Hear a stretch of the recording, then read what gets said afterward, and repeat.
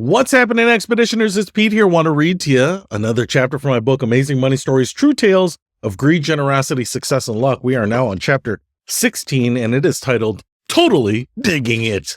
In the wide open spaces of western North Dakota, where the prairie stretches as far as the eye can see, a story of unexpected wealth unfolds. Oscar Stoller, an 83-year-old rancher who grew up in a simple sod house, never imagined that his land held a secret that would change his life forever. For years, Oscar and his wife Lorene lived a quiet life on their ranch near Dunn Center. They tended to their cattle and watched the seasons change, content with the simple pleasures of rural living. But when oilmen came knocking on their door asking to drill on the property, everything changed. At first, the Stollers were skeptical. They'd heard tales of oil booms before, but nothing had ever come of it. Oscar, with his trademark wit, joked that if they struck oil, he'd buy himself a shiny new Cadillac convertible. Who wouldn't?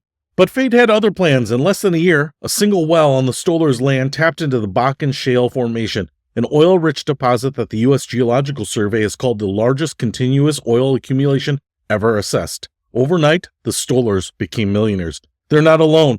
The oil rush in western North Dakota had turned ordinary folks into overnight millionaires. It was a phenomenon that echoed the rags-to-riches tales of the old Wild West. From bartenders to Tupperware salespeople, locals have seen their lives transformed by the sudden influx of oil royalty payments. It's the easiest money we've ever made, Lorene says with a laugh. The state of North Dakota is on track to break its oil production record with a surge in drilling activities and nearly 4,000 active oil wells. Bruce Jovic, director of the University of North Dakota Center for Innovation, estimates that Mount Royal County, a major drilling area in the Bakken, would see up to 2,000 new millionaires, nearly a third of the county's population. But for the Stollers, the money hasn't changed who they are. We got enough now to buy new stuff, Lorene chuckles, but we like our old stuff. Their story is a testament to the enduring spirit of the American heartland, where hard work and humility are valued above all else. It's a reminder that sometimes treasures are hidden just beneath the surface, waiting to be discovered by those who have the grit to find them. You know what's funny in this story, and I'm familiar with this story, is that I don't think I said it here, but Mr. Stoller never actually bought his Cadillac convertible. And I'm actually not even really sure if Cadillac has a convertible in their lineup currently. They used to have the XLR, which is a car I was really fond of, and obviously the Elante way back in the day, and way back in the day, some other convertibles, but I don't think he ever bought that. That's why I said that they're happy with their old stuff. Now, the Bakken thing to me is a source of frustration because I actually have a brother-in-law who was living up in North Dakota at the time, and he actually called me and he's like, Pete, I think there's oil up here. There's rumors of oil. People are buying up some land. Maybe we should buy some land together because it was dirt cheap to buy a house up there. Dirt cheap to buy some land.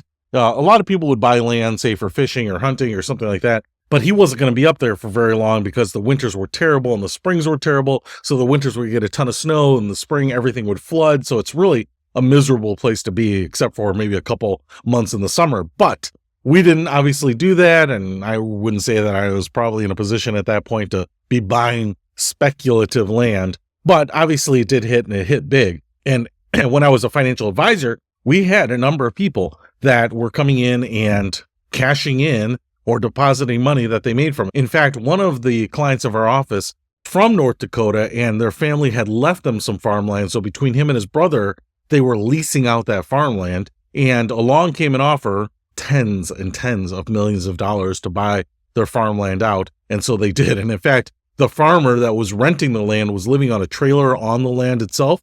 And I think they put that into the contract that they would have to continue leasing that trailer to that farmer for the same $100 a month or $900 a month for the next couple of years or something. And so I think they were going to drill and probably the landscape's going to change, but at least the farmer still had a place to live. And to be honest, they did that because apparently finding another place to live because of this boom was really hard. Rent prices had skyrocketed. There were no homes available. People were living in tent cities and things like this.